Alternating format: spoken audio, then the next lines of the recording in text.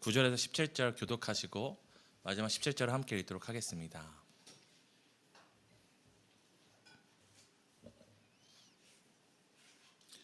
신약성경 요한계시록 7장 9절에서 17절입니다. 제가 먼저 읽도록 하겠습니다. 이 일 후에 내가 보니 각 나라와 족속과 백성과 방언에서 아무도 능히 셀 수 없는 큰 무리가 나와 흰옷을 입고 손에 종려가지를 들고 보좌 앞과 어린 양 앞에 서서 구원하심이 보좌에 앉으신 우리 하나님과 어린 양에게 있도다 하니 모든 천사가 보좌와 장로들과 네 생물의 주위에 서 있다가 보좌 앞에 엎드려 얼굴을 대고 하나님께 경배하여 이르되 아멘. 찬송과 영광과 지혜와 감사와 존귀와 권능과 힘이 우리 하나님께 세세토록 있을지어다. 아멘 하더라. 장로 중 하나가 응답하여 나에게 이르되 이 흰옷 입은 자들이 누구며 또 어디서 왔느냐? 내가 말하기를 내 주여 당신이 아시나이다 하니 그가 나에게 이르되 이는 큰 환난에서 나오는 자들인데 어린 양의 피에 그 옷을 씻어 희게 하였느니라.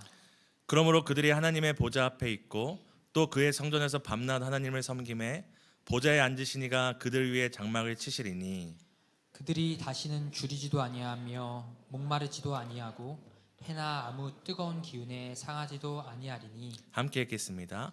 이는 보좌 가운데 계신 어린 양이 그들의 목자가 되사 생명수 샘으로 인도하시고 하나님께서 그들의 눈에서 모든 눈물을 씻어 주실 것입니다. 아멘. 오늘도 예배 자리에 예수님의 이름으로 모이신 우리 모든 청년들 진심으로 축복합니다. 또 환영합니다. 여러분, 방향이 다른 사람과 함께 걸어갈 수 있으신가요? 꿈이 다른 사람과 함께 걸어갈 수 있을까요? 그렇다면 여러분, 지금 하나님과 같은 방향, 같은 꿈, 같은 비전을 가지고 살아가고 계신지 한번 여쭤봅니다. 여러분, 우리가 인생의 방향이 다른 사람과 함께 걸어갈 수 없잖아요. 꿈이 다른 사람과 함께 살아갈 수 없고요. 그렇다면 여러분, 과연 여러분은 지금 하나님과 같은 방향, 같은 꿈, 같은 비전을 가지고 계신지 한번 생각해 봤으면 좋겠어요. 만약에 우리가 하나님과 다른 꿈, 다른 방향, 다른 비전을 갖고 있다면 둘 중에 하나죠. 하나님을 버리고 혼자 걸어가거나 하나님으로 하여금 우리를 따라오게 만들어 버려야 되거나. 근데 누구의 방향, 누구의 꿈, 누구의 비전이 더 완전하고 선하고 좋은 길일까요? 오늘날도 자신의 꿈을 위해 하나님의 능력을 필요로 하는 사람들이 많이 있습니다. 물론 우리는 연약하고 우리는 부족하고 하나님의 도움의 손길이 필요한 평생 아가이기 때문에 하나님의 돌보심과 하나님의 능력이 필요한 건 맞습니다. 근데 제가 말하는 것은 정말 오롯이 자신의 꿈을 위해 하나님의 능력만을 필요로 하는 사람들이 있다는 것입니다. 제 딸 하린이가 저를 엄청 잘 이용하거든요. 가르쳐주지도 않은데도 엄청 잘 이용해요. 아빠가 뽀뽀해주면 다 해준다는 걸 알아서 자기가 좀 저한테 원하는 게 있으면 아빠 뽀뽀해줄게 이렇게 얘기를 합니다. 이제 뽀뽀를 받으면 해줘요. 근데 우리 딸이 만약에 30이 됐는데도 뽀뽀로 아빠를 이용해 먹으려고 한다면 둘 중에 하나죠. 제가 데리고 평생 살거나 이제 주께서 친히 만지셔서 철들게 하시겠죠. 저는 여기서 여러분이 하나님을 이용한다라는 부분을 깊게 파고들려고 하는 것이 아니라 우리가 하나님과 같은 꿈, 같은 방향, 같은 비전을 갖고 있는지를 여쭤보고 싶습니다. 왜냐하면 요한계시록에는 바로 하나님이 창세 전 세상을 만들기 전부터 갖고 있던 그 변함없는 꿈, 영원한 꿈을 우리에게 밝혀 보여주는 것이 바로 요한계시록이기 때문입니다. 사랑하는 우리 청년 여러분, 왜 창세기가 성경의 첫 번째 성경인지 아시죠? 그렇다면 왜 요한계시록이 굳이 성경의 마지막 끝자락을 장식하게 됐을까요? 분명한 이유가 있습니다. 창세기가 하나님께서 갖고 계셨던 어떤 계획과 꿈들을 보여주는 출발이라면 요한계시록 우리에게 무엇을 보여준 겁니까? 하나님이 우리를 향해 갖고 있던 꿈의 완성, 비전의 그 완성을 보여주고 있기 때문입니다. 왜 하나님은 요한계시록을 통해서 하나님의 비전과 창세 전부터 갖고 계시던 이 변함없는 영원한 꿈을 이렇게 우리에게 보여주기 원하셨을까요? 그것은 바로 요한계시록의 첫 번째 독자가 소아시아의 7교회 성도들이었기 때문입니다. 그 성도들이 어떤 상태에 있다고 했죠? 우리가 아는 그 무시무시한 로마의 네로 황제가 왕이 되면서 나중에 자기가 스스로 궁전을 태워버리고 또 기독교인이 그렇게 한 거다 해서 기독교인들을 다 잡아서 죽이잖아요. 바로 이 소아시아 교회 7교회 성도들이 이런 극심한 기독교에 대한 핍박 가운데서 꿈도 잃고 소망도 잃고 뭐도 잃습니까? 생명도 잃고 나의 가장 사랑하는 사람들도 잃어버리는 그런 현실 가운데 신앙도 잃어버리고 있었기 때문입니다.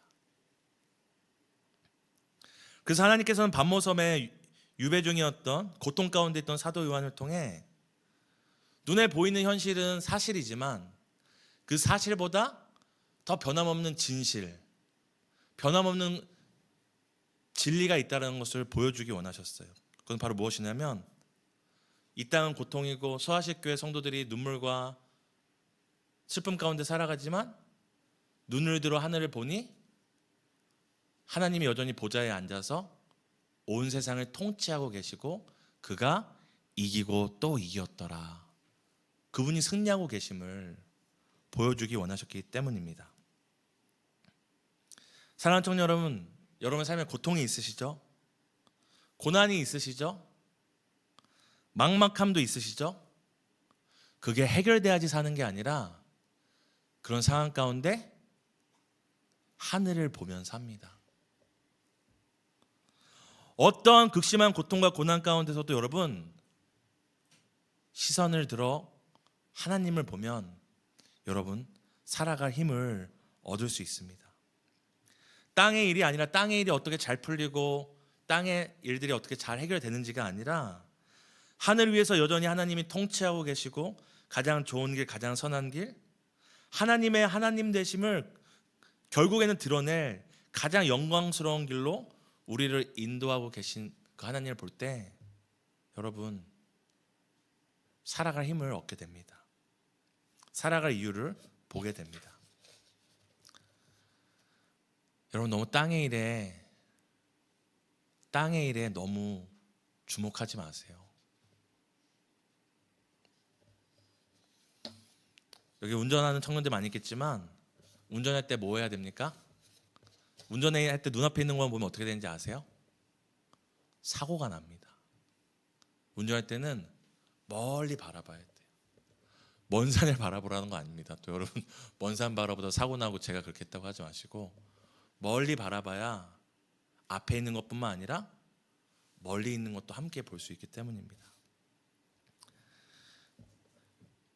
여러분 우리는 이 땅을 발딛고 살아가는 사람들이기에 이 땅의 신호등도 봐야 되고 이 땅의 경제 상황도 봐야 되고 나라와 나라, 민족과 민족 간의 여러 이슈들도 봐야 되지만 그것만 보다 보면 낙심하고 좌절하고 소망이 없어지죠. 그러게 우리는 무엇을 해야 됩니까? 눈을 들어 때때로 시시때때로 눈을 들어 하늘 보좌에 계신 하나님을 봐야 합니다. 그 하나님을 볼 때 여러분의 문제가 상황이 바뀌는 게 아니라 해석이 달라집니다. 그저 이유 없이 어쩔 수 없어 버티는 시간이 아니라 내가 이 시간을 견디고 버텨야 될 이유가 달라집니다. 왜냐하면 그 완전하시고 가장 선하신 하나님이 지금 통치하고 계신데 여러분에게 지금 그 시간을 허락하셨다면 그 시간이 무슨 시간이에요? 그 시간이 바로 하나님이 우리를 가장 선하고 좋은 길로 이끄시는 과정일 뿐이기 때문에 여러분 이런 이슈가 터져도 당황하지 않을 수 있죠. 왜냐하면 이건 지나갈 것이니까요. 뭐 제 영상 올린다고 뭐 수만 명이 조회하겠습니까? 여러분 지나갈 거예요. 너무 일부러 그러신지 모르겠지만 마음 쓰실 필요 없습니다. 변함없는 것에 마음을 쓰셔야 됩니다. 변함없는 하나님의 신실하심과 영원하심과 선하심과 통치하심에 여러분 주목하셔야 됩니다. 제가 우리 리더들이랑 종종 나누는데요. 저라고 이제 그렇게 안 보이겠지만 이제 40이 넘었거든요. 우리 소년부아들 깜짝깜짝 놀라요. 40이라고 하면은. 근데 저라고 왜 삶에 우여곡절이 없었겠습니까? 근데 제가 정말 삶에 힘들 때, 도저히 상황이 해결되지 않았을 때 제가 그 시간을 견뎠던 딱 한 가지 믿음의 고백이 뭔지 아세요? 하나님이 다스리신다. 딱 그 한마디였어요. 아직도 기억나. 여름에 반팔티 입고 음식 배달하러 다닐 때 제가 하나님이 다스리신다. 내 힘대로도 안 되는 것 같고 누구의 도움도 받을 수 없는 것 같던 그때에도 하나님이 다스리신다는 그 믿음의 고백이 나로 하여금 전혀 내 삶을 다르게 해석하게 만들었습니다. 하나님은 고난 가운데 있던 그 소아시아 교회 7교회 그때뿐만 아니라 오늘도 여러분에게 보여주기 원하세요. 여러분이 이 땅의 일들에 골몰되지 않고 함몰되지 않고 매몰되지 않도록 하나님은 보여주기 원하세요. 뭘 보여주기 원하시는지 아세요? 텔레비전이 아니라 하나님의 비전을 보여주기 원하세요. 텔레비전 많이 보면 엄마 아빠가 뭐라고 하죠? 뭐 된다고요? 텔레비전 많이 보면 바보 된다고 그랬었는데요. 여러분 텔레비전 많이 본다 바보가 되진 않겠지만 텔레비전만 보다 보면 세상의 소식에 매몰됩니다. 세상의 판단들 있잖아요. 경제가 이렇게 될 것입니다. 이런 위기가 올 것입니다. 결국 취업난은 이렇게 될 것입니다. 젊은이들이 이런 어려움 가운데 있다고 합니다. 우울증 환자들이 이렇게 많다고 합니다. 이 세상의 소식에 매몰되고 맙니다.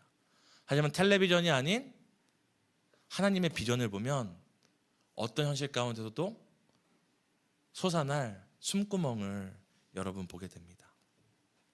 그래서 하나님께서는 요한계시록을 통해 하나님의 비전, 영원하고 완전하신 계획을 우리를 향한 꿈을 보여주기 원하셨고 보여준다고 얘기했는데요. 그것이 바로 무엇이냐면 지난주에 살폈던 7장 9절에서 12절입니다. 함께 우리 7장 9절에서 12절 함께 읽도록 하겠습니다.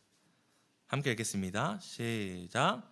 이후에 내가 보니 각 나라와 족속과 백성과 방언에서 아무도 능히 셀 수 없는 큰 무리가 나와 흰옷을 입고 손에 종려가지를 들고 보좌 앞과 어린 양 앞에 서서 큰 소리로 외쳐 이르되 구원하심이 보좌에 앉으신 우리 하나님과 어린 양에게 있도다 하니 모든 천사가 보좌와 장로들과 내 생물의 주위에 서 있다가 보좌 앞에 엎드려 얼굴을 대고 하나님께 경배하여 이르되 아멘. 찬송과 영광과 지혜와 감사와 존귀와 권능과 힘이 우리 하나님께 세세토록 있을지어다. 아멘. 하더라. 하나님께서 요한계시록을 통해 고통 가운데 있던 소아식 교회와 오늘을 살아가는 우리에게 보여주기 원하는 비전이 무엇이냐면 하나님의 꿈은 이거예요. 이 일 후에, 이 일은 후라는 것이 복수의 의미를 담고 있는데요. 과거와 현재와 미래에 일어날 모든 복수적인 일들이 끝난 다음에 하나님이 지금 어떤 일이 일어난다고 우리에게 보여주신 거죠? 사람들이 셀 수 없는 수많은 사람들이 모여서 하나의 고백을 한다고 그래요. 뭐라고 고백하냐? 구원하심이 보좌에 앉으신 우리 하나님과 어린 양께 있도다. 여러분, 근데 이 고백을 믿는 우리만 하는 게 아니에요. 누구도 합니까? 믿지 않던 자들도 하는 거죠.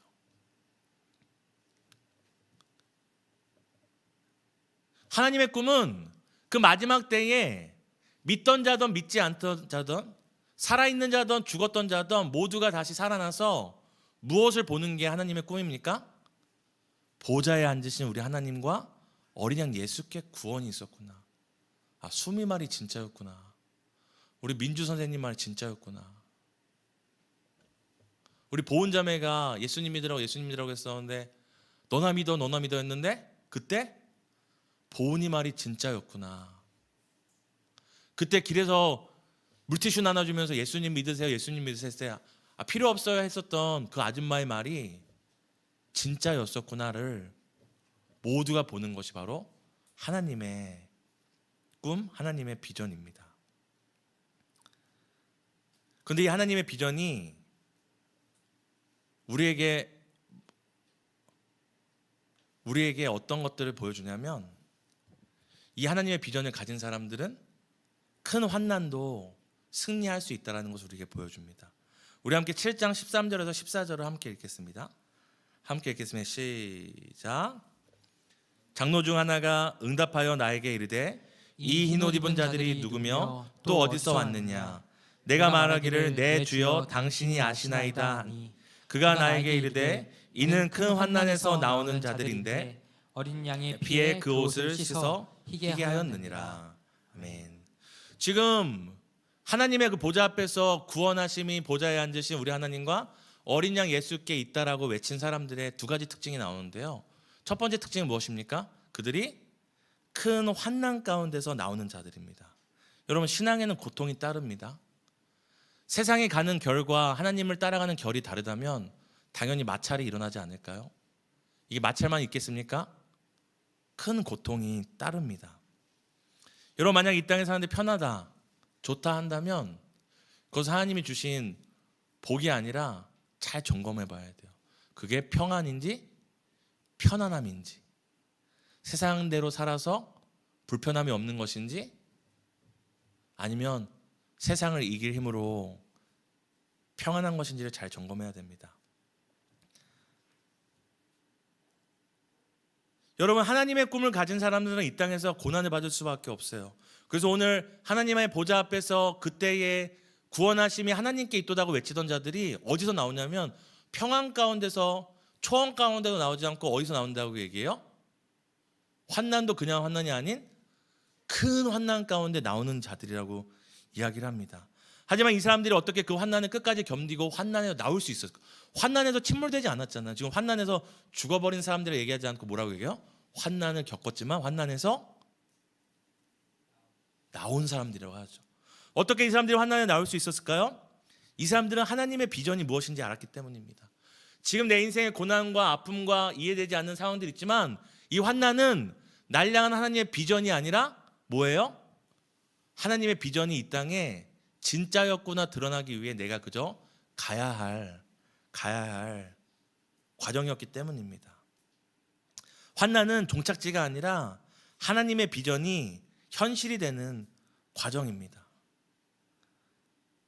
세상의 유혹과 죄와 피 흘리기까지 이 사람들은 싸운 사람들입니다. 왜 싸울 수 있었습니까? 하나님의 비전을 보니까요. 하나님의 비전을 보는 사람은 눈앞의 텔레비전뿐만 아니라 세상에 보여주는 애플 비전이나 어떤 비전에 마음을 빼앗기지 않습니다. 이 사람들은 영원한 하나님 나라의 하늘 비전을 가진 자들이기에 치열한 신앙의 몸부림과 애씀에 그들의 삶이 무너진 것 같고 버려진 것 같고 더러워진 것 같지만 하나님께서 그들의 삶이 더러워지고 버려진 삶이 아니라 어떤 삶이라고 얘기하냐면 바로 그들의 두 번째 특징이 그들이 어떤 사람인지를 알려주는데요. 우리 다시 한번 14절 우리 후반절을 읽었으면 좋겠습니다. 우리 이는 큰 환난부터 함께 읽었으면 좋겠습니다. 시작. 이는 큰 환난에서 나오는 자들인데 어린 양의 피에 그 옷을 씻어 희게 하였느니라. 지금 이 하나님의 비전을 품고 살아가는 자, 큰 환난을 견딘 자들의 특징이 무엇입니까? 승리할 수 있는 사람들의 특징은 큰 환난에서 나온 게 첫 번째 특징이라면 두 번째 특징은 바로 어린 양의 피에 의해 그들이 그 옷이 씻어 희게 된 자들입니다. 여러분, 실패하고 넘어지고 자빠지면 옷이 어떻게 될까요? 세상과 마찰이 일어나고 세상에서 핍박을 받으면 그 옷이 어떻게 될 것 같아요? 더러워지고 찢겨지고 뜯겨지고 해지겠죠. 근데 그랬던 그들의 옷을 지금 성경이 뭐라 표현합니까? 그들이 큰 환난 가운데 나와서 더러운 옷, 찢겨진 옷, 망가진 옷을 입었다고 하지 않고 어린 양의 피에 의해서 희게 된 옷을 입었다고 얘기합니다. 여러분, 흰 옷을 입었대요. 여러분, 세상에서 실패하고 세상에서 고난받고 환난받고 고통받았는데 옷이 어때야지 정상이에요? 옷이 망가져야지 정상이잖아요. 근데 그들의 옷을 보니 옷이 흰 옷, 화이트 칼라의 옷이라는 의미가 아닙니다. 우리가 누구 옷 봤을 때 와, 옷이 진짜 깨끗하다 할 때 그 옷은 무슨 옷이에요? 새 옷일 가능성이 있죠. 정말 새 것 같은 옷을 입은 사람인 거죠. 근데 여기 우리 한 가지 생각할 게 있어요, 여러분. 끝자락이잖아요. 즉 요한계시록에서 환난에 입고 나온 사람들이 옷을 입었는데 그 옷이 새 옷과 같아요. 흰 옷이래요. 여러분, 이 옷 하면 떠오르는 거 없으세요? 마치시는 분께는 우리 소년부 요셉에 참고 있는 과자 3개를 GBS 모임 때 가져가실 수 있도록 하겠습니다. 옷 하면 떠오르는 거. 네? 누구요? 우리 대소연이 마치면 우리 엘더 모임 때 먹는 겁니다. 가죽옷. 딩동댕. 3개 가져가세요. 여러분, 하나님이 창세기에서 자신들의 수치를 가렸던 무화과 나뭇잎, 아담과 자신들의 수치를 가렸던 무화과 나뭇잎 대신에 무슨 옷을 입혀주시죠? 가죽옷을 입혀주시면서 내가 너희들의 수치와 부끄러움과 더러움을 영원히 가려줄 거라고, 때가 되면 희생을 통해서 만들어진 가죽옷으로 너의 옷을 만들어줄 거라고 하셨잖아요. 근데 지금 마지막 때에 큰 환난 가운데 나오는 성도들이 어떤 옷을 입는 거예요? 어린 양의 피로 씻어진 흰 옷. 하나님이 약속하신 옷이 드디어 주문 배달 도착한 겁니다. 여러분, 그들은 환난 가운데 또 지난날에 자신의 죄와 수치와 부끄러움과 실패 가운데 더러워진 자들이지만 오직 흰 옷을 입을 수 있었던 이유가 무엇입니까? 바로 보혈의 능력입니다. 어린 양의 피를 힘입어 깨끗해됨으로 하나님 앞에 순전하고 깨끗해진 옷을 입은 자들입니다. 여러분, 하나님의 이 비전을 바라보는 자, 그 환난을 견뎌내고 하나님이 입혀주실 그 깨끗한 옷, 세상이 가릴 수 없었던 나의 수치, 세상에 영원히 남았던 나의 상처와 흔적들이 다 사라지고 온전함으로 나를 덮어주실 그 하나님의 어린 양의 피로 씻겨진 흰 옷을 입혀주실 그 나를 바라보는 사람들은 이 땅에 잠깐 입다 사라질 썩어질 옷들에 목숨 걸지 않습니다. 인생의 고통 가운데 내 체면이 좀 구겨졌다고, 내 체신이 좀 깎였다고, 내가 샀던 좋은 옷이 빛을 발했다고 여러분 낙심하지 않습니다. 내가 부장이었는데 부하 직원이 됐고, 사장이었는데 회사를 잃어버리고, 내가 무엇이었는데 무엇이 되고, 내가 커리어 우먼이었는데 가정주부가 되고, 그것들이 중요하지 않습니다. 왜냐하면 그들이 정말 바라고 갈망하는 옷은 세상이 만들어준 옷, 세상이 인정해준 옷, 세상이 야 우리 호정이 열심히 살더니 결국 저렇게 됐어 하는 옷이 아니라 영원히 변함없는 하나님이 입혀주실 옷을 소망하기 때문입니다.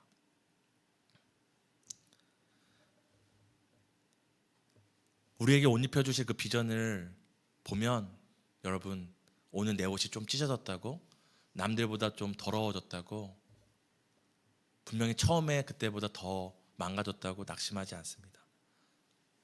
곧 갈아입을 옷이기 때문입니다. 하나님의 이 비전이 큰 환난에도 승리하게 한다면 두 번째 하나님의 비전은 무엇이냐면 바로 우리로 하여금 밤낮 예배하는 것입니다. 우리 함께 7장 15절을 읽었으면 좋겠습니다. 함께 7장 15절 읽겠습니다. 함께 읽습니다. 시작. 그러므로 그들이 하나님의 보좌 앞에 있고 또 그의 성전에서 밤낮 하나님을 섬김에 보좌에 앉으시니가 그들 위에 장막을 치시리니. 하나님의 비전이 이 수많은 사람들이 구원을 보고 그 깨끗한 옷, 큰 환난에 나와서 그 깨끗한 옷을 드디어 입는 것인데, 그럼 이제 큰 환난 가운데 나와 어린 양의 피로 씻겨진 흰 옷을 입은 자들의 삶은 무엇일까요? 근데 누군가한테 좋은 소식이고 누군가한테 나쁜 소식인데 여기 뭐라고 써있죠? 7장 15절에 밤낮 하나님을 섬긴다고 얘기합니다. 흰 옷을 깨끗이 입었는데 뭐 하는 거냐면 밤낮 쉬지 않고 뭐 하는 거예요? 하나님을 섬기는 거예요. 근데 더 여러분이 두려워할 수 있는 얘기를 할까요?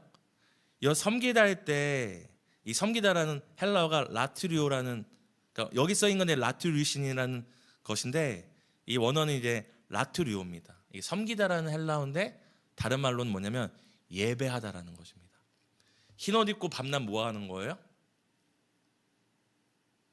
예배를 드리는 겁니다. 여러분, 우리 지금 1시간 예배 드려 또 이렇게 졸기도 하고 어떤 분들은 티나게 설교가 길다라는 사인을 보내주기 위해 저한테 크게 입을 벌려 하품을 해주시기도 하는데, 여러분 밤낮 쉬지 않고 예배 드린대요. 여러분, 대소해도님께서 구원받은 여러분 환영합니다. 자, 내 삶의 이유라는 찬양 지금부터 1000년 동안 밤낮 찬양하겠습니다. 1000년 동안 부르는 거야. 민정정에 피아노 치다 막 손가락이 막 후덜덜 거리고. 여러분, 흰옷 입은 사람들이 뭘 하냐면 밤낮 예배를 드린대요. 여러분 생각만 해도, 그죠? 생각만 해도. 근데 여기서 예배한다는 거 우리가 잘 생각해야 될 게, 예배는 우리가 생각하는 공예배나 형식적인 예배를 의미하지 않습니다. 우리가 예배는 뭐라고 얘기했죠? 예배는 뭐 하는 거다? 기억하는 거다. 그 기억하는 건 뭐 하는 거라고 했죠? 사랑하는 거라고 했잖아요. 흰옷 입은 사람들이 하나님의 보좌 앞에서, 하나님의 성전에서 밤낮 무엇하는 거예요? 기억하고 사랑하는 거예요. 근데 이 기억은 멀리 있는 과거적이거나 미래적인 기억이 아니라 지금 어디 앞에서 그걸 기억하고 있어요? 하나님의 보좌 앞에서. 나에게 주신 그 십자가의 사랑을 우리는 기억하고 있다면, 이때는 뭐예요? 날 위해 십자가에서 죽으신 어린 양을 눈앞에 두고 늘 기억하는 거죠. 늘 사랑하는 거죠. 늘 되새기는 거죠. 여러분이 주신 하나님의 그 십자가 사랑에 감격해 본 적 있으시죠? 그것에 너무 기뻐서 한 번쯤은 경험했을 거예요. 정말 주님만 계셔도 충분하겠다. 정말 주님만 함께 하신다면 나는 아무것도 필요 없다.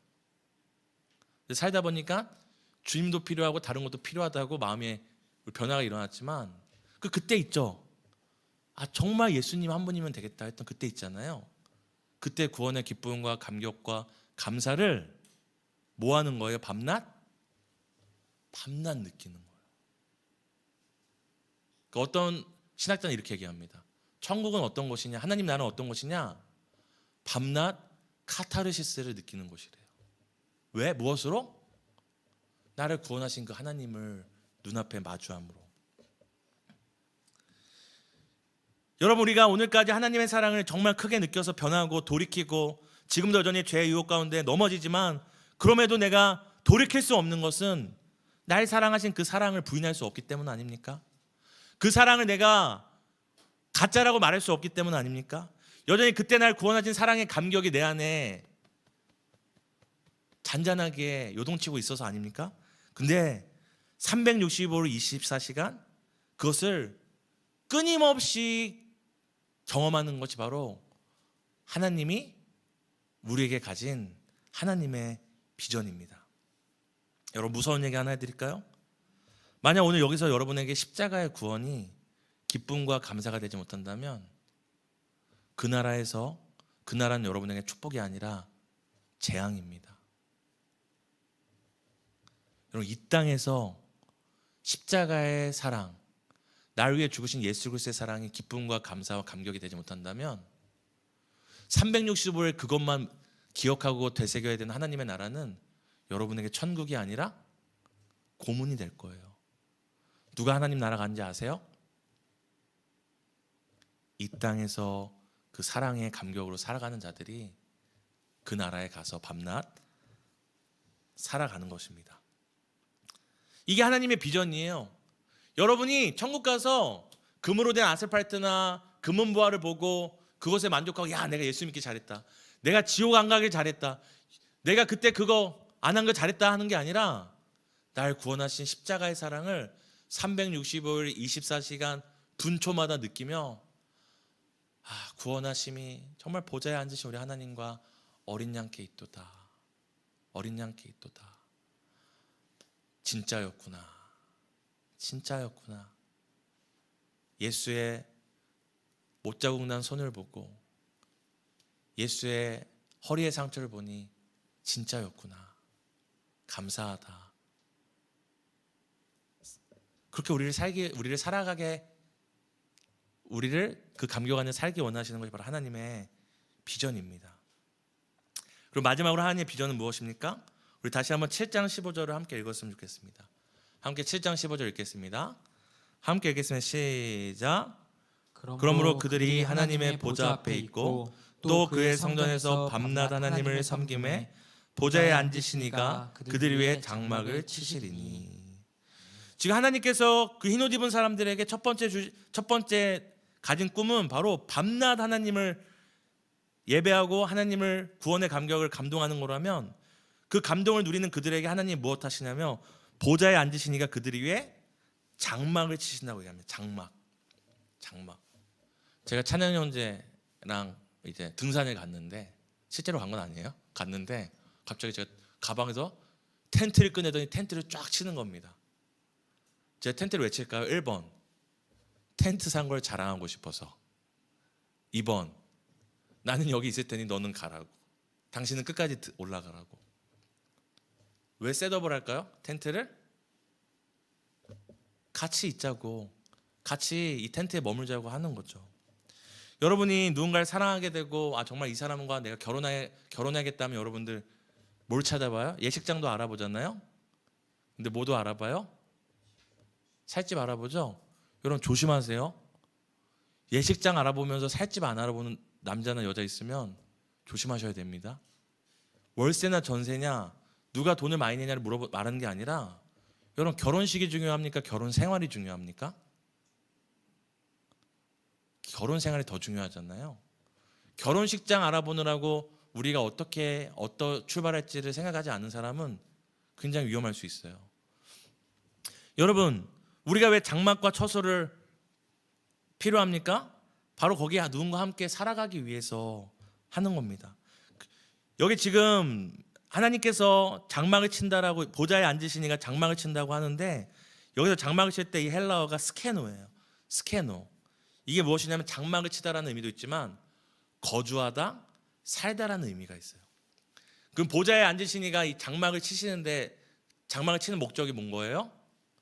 그렇게 밤낮 십자가의 구원에 감격하는 사람들과 함께 살아가고 함께 거주하는 것입니다. 여러분 혹시 실망하셨나요? 하나님의 꿈은 여러분이 그 십자가의 감동을 매일매일 느끼면서 하나님으로 인하여 즐거워하며 기쁨을 이기지 못하는 삶을 살아가는 것입니다. 만약 여러분 천국에 하나님보다 더 기대하는 것이 있다면 많이 실망하실 거예요. 왜냐하면 천국에선 하나님이 가장 좋은 것 되시거든요. 이 땅에서 우리에게 가장 좋은 것이 무엇이죠? 하나님을 아는 것이잖아요. 하나님 나라에서도 그 장막 가운데 우리와 함께 하신 하나님이 우리에게 가장 좋은 것 되어주십니다. 하나님께서 장막을 치신다는 것은 내가 너희와 함께 살아가겠다는 의지며 약속입니다. 하나님께서 장막을 치시고 그 백성들과 영원히 함께 살아갈 준비를 하시는 거예요. 이게 바로 무엇입니까? 하나님의 비전이에요. 여러분 하나님 나라 가면 하나님이 여러분이랑 해 마침내 내 꿈을 이뤘다 하면서 뭐 하실 거냐면 여러분과 함께 살아가실 거예요. 떠나지 않고 조금 더 멀리 있지 않고 이 땅에서 그것을 누리는 사람이 그곳에서 그게 얼마나 큰 기쁨인지 알 수 있습니다. 그리고 오늘 마지막으로 그렇게 하나님께서 구원의 감격을 365로 24시간 느끼며 하나님의 장막 안에 하나님께 살아간다는 것이 구체적으로 어떤 것들을 우리에게 주는지를 알려주는데요. 우리 요한계시록 7장 16절에서 17절입니다. 우리 함께 요한계시록 7장 16절에서 17절 함께 읽겠습니다. 함께 읽겠습니다. 그들이 다시는 줄이지도 아니하며 목마르지도 아니하고 해나 아무 뜨거운 기운에 상하지도 아니하리니 이는 보좌 가운데 계신 어린 양이 그들의 목자가 되사 생명수 샘으로 인도하시고 하나님께서 그들의 눈에서 모든 눈물을 씻어 주실 것입니다. 아멘. 여러분, 그 360일 구원의 감격을 누리며 하나님이 치신 그 장막 안에서 함께 머물며 사는 것이 어떤 것인지를 구체적으로 알려주는데요. 뭐가 없대요? 다시는 배고프지 않대요. 목마르지 않고 상하게 하는 어떤 것도 없고, 무엇보다 모든 눈물이 씻겨지는 곳, 눈물이 마르는 곳이라고 합니다. 여러분, 이런 말 들어봤죠? 눈물 마를 날이 없었다. 여러분, 하나님이 세상을 만든 이유로 사람들의 눈물이 여기 나오잖아요. 배고프지 않고 목마르지 않고, 그러니까 한 사람이라도 배고프지 않고 목마르지 않고 상하게 하는 어떤 것도 없고 모든 눈물이 씻겨졌던 때가 있나요? 제가 지금 정확히 통계는 안 나는데 제가 알기로는 1년에 최소한의 음식만 있어도 죽지 않을 아이들이 죽는 숫자가 제가 알기로는 15만 명이라고 들었거든요. 여러분, 15만 명이 상상되세요? 15만 명이 최소한의 영양분만 있어도 살 수 있는데, 우리가 사는 지금 이 시대에 그 15만 명이 최소한의 영양분이 없어서 굶어 죽는데요. 그리고 또 다른 사람들은 뭐예요? 자신들이 파는 곡물의 이 수요와 공급을 맞추기 위해 자신들이 수확한 그 농산물을 바다에 버린대요. 왜요? 공급이 많아지면 가격이 어떻게 돼요? 다운되니까. 여러분, 누군가는 울거나 누군가는 배고프거나 누군가는 목마르거나 누군가는 해함을 입고 있는 것이 우리가 사는 시대의 상황입니다.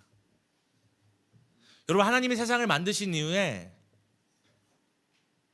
이 모든 것들이 없던 때가 있었나요? 근데 뭐라고 얘기해요? 그날이 오면 다 없어질 거래요. 배고픈 사람도 없어질 것이고, 목마른 사람도 없어질 것이고, 상하게 하는 것도 없어질 것이고, 무엇보다도 모든 사람의 눈에 눈물이 마르게 된대요. 창조 후에 이런 때가 있었냐라고 여러분께 물어봤는데, 여러분, 있었습니다.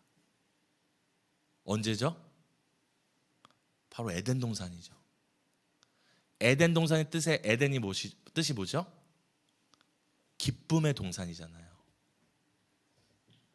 여러분, 지금 하나님께서 하나님의 비전을 우리에게 보여주는데, 그때에 구원받은 백성들이 흰옷을 입고 나와서 밤낮 하나님의 그 십자가 사랑을 감격하며 하나님을 떠나지 않고 24시간 하나님과 함께하는 그 하나님의 비전을 보여주는데, 그 비전의 그 삶의 모양이 바로 배고프지도 않고 목마르지도 않고 상하지도 않는 어떤 것도 없고 모든 눈물이 씻겨지면 눈물이 마르는 곳, 바로 어느 때로 다시 돌아가는 것입니까? 기쁨의 동산 에덴으로 돌아가는 거죠. 하나님의 비전은 뭐였어요? 하나님이 세상을 처음 만들 때 사람과 함께 에덴에서 동행하며 동거하기 원하셨던 그 꿈을 오랜 시간 타락과 십자가의 구원과 이 모든 과정을 통해 다시 뭐 하는 거예요? 어떻게 보면 완성하는 것이고, 다시 처음에 그 계획대로 돌려놓는 것. 이것이 바로 하나님의 비전입니다. 어떻게 보면 에덴의 회복이 아니라 더 완전하고 더 안전한 하나님의 나라, 이 기쁨의 회복이 바로 하나님이 창세전부터 여러분과 우리를 향해서 꿈꾸신, 하나님이 그토록 바라신 비전입니다. 구원받은 백성들과 함께 구원의 기쁨 가운데 함께 살아가는 것. 여러분, 하나님이 우리에게 주신 게 굉장히 많잖아요. 그죠? 머리도 주셨고, 옷도 주셨고, 직장도 주셨고, 건강도 주셨고, 오늘날 젊음도 주셨고, 이렇게 사랑하는 공동체도 주셨잖아요. 그럼 하나님이 우리한테 뭐 하나 바랄 만하지 않아요? 유정아, 내가 너를 구원하였으니 너는 저 1만 헥타르 땅을 좀 갈거라. 봄이나 내가 너를 그렇게 구원하고 때때마다 도와줬으니 너는 이제 1000년 동안 나를 위해 봉사하거라. 근데 하나님의 꿈은 무엇이래요? 하나님의 꿈은 우리를 구원해서 우리를 어떻게 써먹거나 하나님이 준 만큼 기브 앤 테이크 하는 게 꿈이 아니라 구원받은 백성인 우리와 함께 살아가는 게 꿈이래요. 함께 사는 것.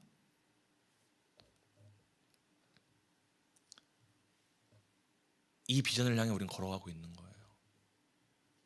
하나님과 살기 위해 걸어가고 있는 것이고 영원한 십자가의 감격을 누리는 그 나라에 우리가 이르기 위해 걸어가고 있는 것입니다.